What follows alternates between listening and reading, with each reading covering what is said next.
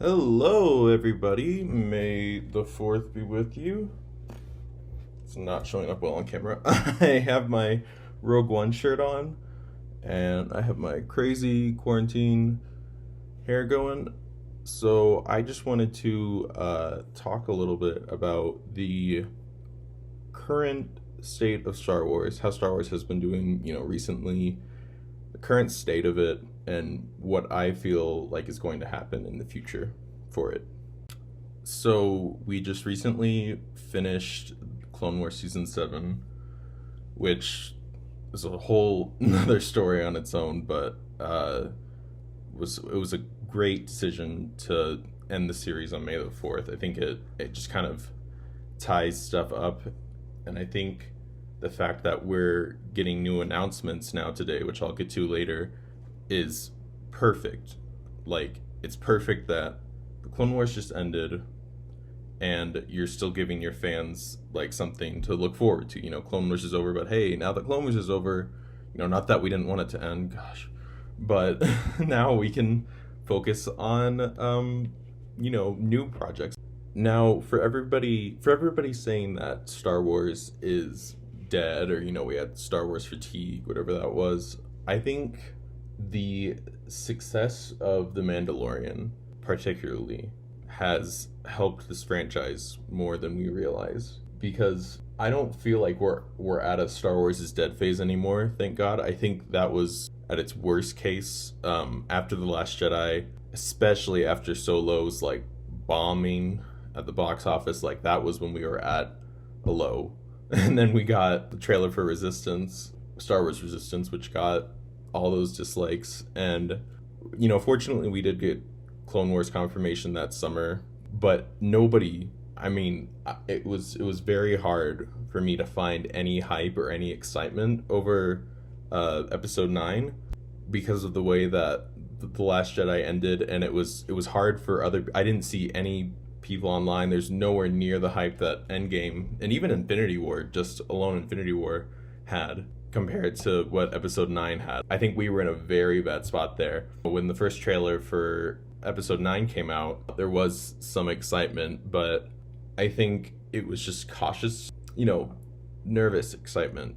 That's a whole other story, Disney trilogy, whatever, that's for another time. But when the Skywalker saga ended, many fans weren't pleased. Most people, thought The Rise of Skywalker was okay, but many, quote unquote true Star Wars fans, or whatever you want to call them, did not like it. It was a great idea to bring the Clone Wars back because it kind of brought fans back that had been disappointed with the new movies. I think The Mandalorian did that even better, though. I think The Mandalorian brought in new fans who had never even seen the Star Wars movies, which is, I've been seeing that a lot online. People who just started with The Mandalorian. And I think that, I'm repeating what's been said online a lot of times. The success of The Mandalorian is due to Dave Filoni and Jon Favreau, who really care about the universe and have a clear plan. They put their heart into that show. It wasn't a perfect first season. I didn't love it. I liked it. I liked it way more than the new movies. It showed way more respect to the extended universe and just everything that occurred there. I prefer the storytelling and style of the Clone Wars, Rebels to an extent, and I think that Dave Filoni on the animated side, they've got something going well, because Resistance, I honestly feel like was canceled the moment that, or I'm assuming around the first season. It had 2 seasons. Most animated shows start with 2 seasons for whatever reason. Look at Sonic Boom. And that got canned because the games were terrible, and even though the show was doing well, I guess it just wasn't enough to save the show or the people working on it. I am happier and more confident in the future of Star Wars now. I just keep hearing things such as like, oh, well, nobody cares about Star Wars anymore, it's a dead franchise, but I don't think that's necessarily true right now. I'm interested in the direction that they're going in now. I prefer this direction that they're going in now immensely more than when I first heard that episode 7 was being made by Disney. I mean, I'm a person who liked The Force Awakens.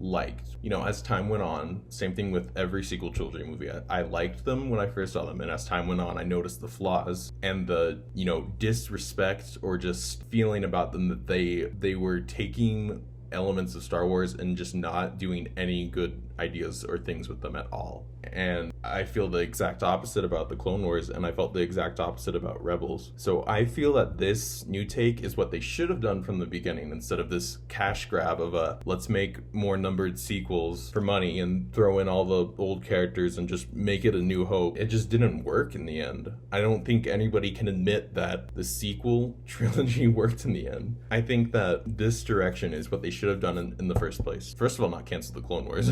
Even if, the Clone Wars finished, there was no way that was going to be the end of animation for Lucasfilm. There was going to be more animated stories, and I think that progress that Dave Filoni has is... how do I say this?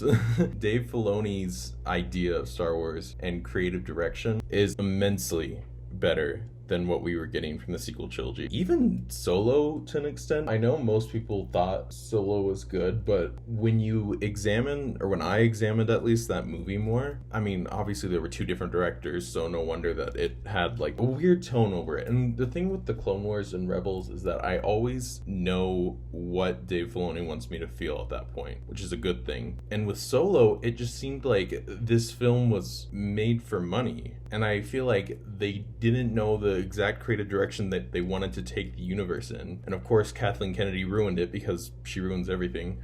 And the fact is that this direction, I already feel, is a much better direction because it's not messing with established lore or established characters like the sequel trilogy did. And even Solo, to an extent, I mean, it didn't ruin anything about Han Solo, but for him to have such a complicated backstory with a love interest, besides Leia, that he really, you could tell he really cared about, was just off to me, for lack of better words, and just didn't work out. The way that Jon Favreau and Dave Filoni took The Mandalorian in terms of creating a new character, creating a group of new characters in a time of the galaxy that we haven't seen before, but feels real and normal. The Empire has been defeated, but The Mandalorian is already handling that way better than the sequel trilogy did with the dumb First Order. And we see remnants of the Empire, and we see the client, Werner Herzog's character mention, the Empire improves every system that it touches, which Disney loved. To just, evil, Empire evil, don't think about it. But I feel like The Mandalorian is doing the same thing that Clone Wars did, where it really gets you a bigger and better look at the Star Wars universe. It's a good thing, because it feels like it's referencing, that this takes place in the Star Wars universe, but you're seeing a different and new side that doesn't mess with or have anything even necessarily to do with the Rebels and the Empire or the Jedi and the Force, and that's good.